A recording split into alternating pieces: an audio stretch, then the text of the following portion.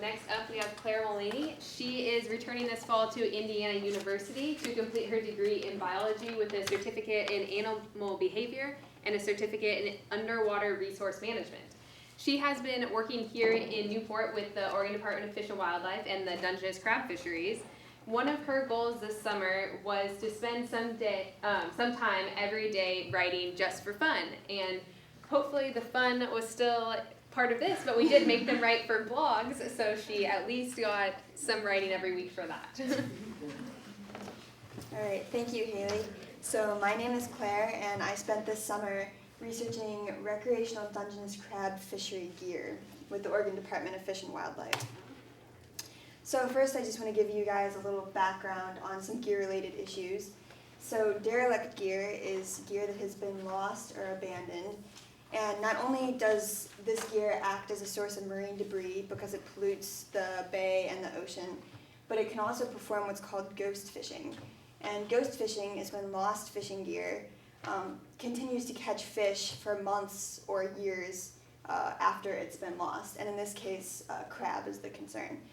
So this is an environmental issue because Dungeness crab can get caught in the pots and die, and the population can become depleted. So it's an environmental problem for that reason. Also, if legal-sized Dungeness crab are being caught, it can be an economic issue as well. So another issue I was looking into that is sort of coupled with the derelict gear problem is the line type that recreational crabbers are using. And on crab pots, the line type connects the line connects the crab pot to the buoy, and recreational crabbers in Oregon have the option to use either floating or sinking line.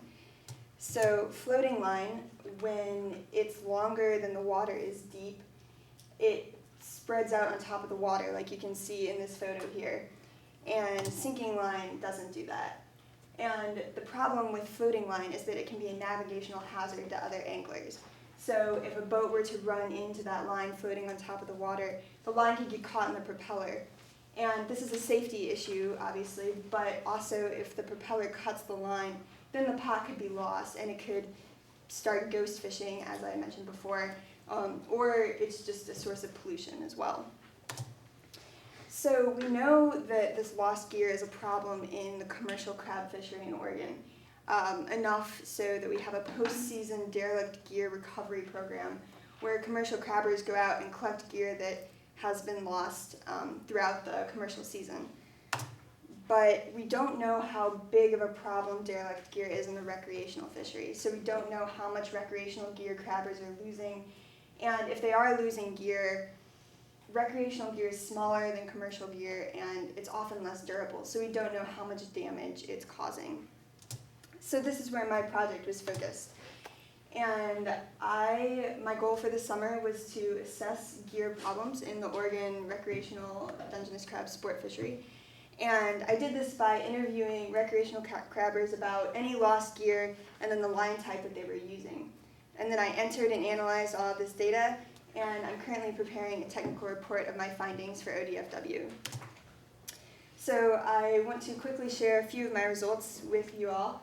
I divided up by ocean crabbers and estuary crabbers, and I interviewed 162 boats with 452 anglers on board, and about 1/3 of those boats and anglers were in the ocean, and the other 2/3 were crabbing in the estuary.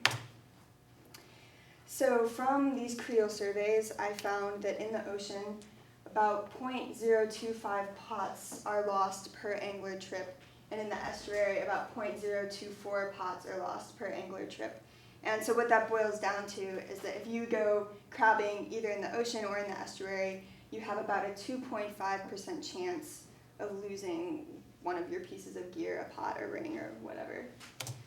So if taking that probability of pot loss and also using the average of angler trips in 2010-2011, I estimated that about 184 pots are lost off the coast of Newport every year.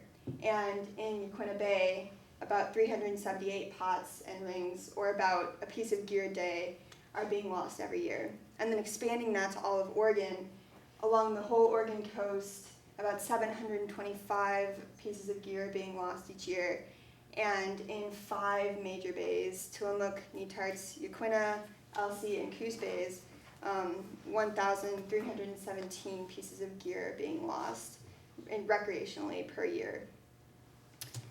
So then moving to line type, I found from talking to anglers that in both the ocean and the bay, more anglers use sinking line than floating line. But in the ocean, you can see that a greater percentage of anglers are using sinking line.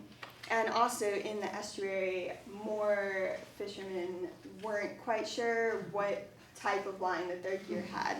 So, yeah.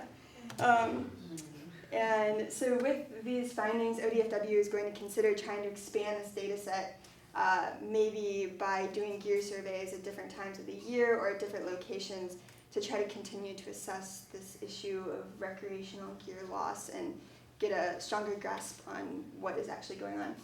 So thank you, everyone, for listening. And does anyone have any questions?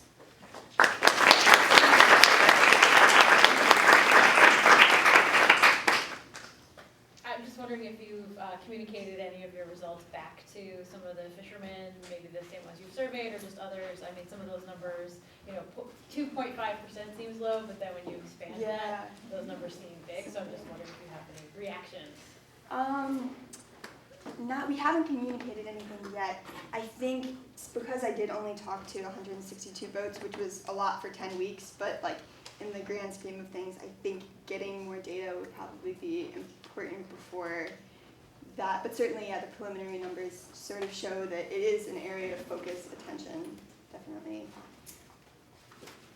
Were anglers honest? Do you think they were forthcoming when you asked about I think so, yeah, to my perception, yes. I can't say for sure, but yeah, they seemed really interested in not just answering my questions, but sometimes in engaging me in conversation about what their opinion on floating or sinking line or lost gear and things like that. They did seem honest. Why do people lose gear? Are they not tying it right? Someone's stealing it? Well, that also can't be known for certain, but based on people's perception, usually people will say, oh, somebody stole my pot. That's the main answer, but I think second was like tide and current. Sometimes people know exactly why they lost it, but most often people say that it's theft.